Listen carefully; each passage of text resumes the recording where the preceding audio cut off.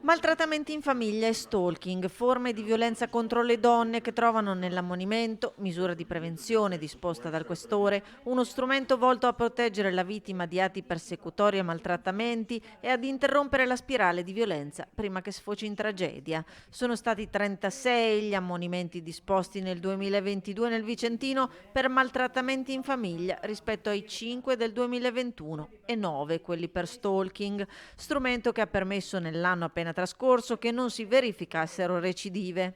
Nel caso della violazione consentono non solo l'arresto in flagranza e un incremento della pena che può essere applicata nei confronti della persona, ma soprattutto nel caso di stalking consente anche la possibilità di procedere d'ufficio. Tra gli obiettivi della Questura di Vicenza, a tutela delle vittime di maltrattamenti, c'è quello di creare una struttura adatta all'accoglienza e all'ascolto, dedicando loro una stanza riservata alle audizioni. Nel bilancio del 2022, tra le misure di prevenzione disposte dal Questore sul territorio, compaiono 234 fogli di via con divieto di ritorno e 370 avvisi orali, che rappresentano un numero di quasi 4 volte superiore rispetto all'anno precedente. Misure di prevenzione volte a tenere lontani i soggetti dal determinato background criminale. Chi trasgredisce le misure di prevenzione, chi non le prende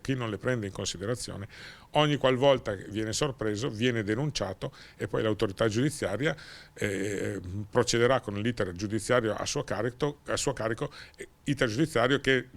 può, come avviene nella maggioranza dei casi,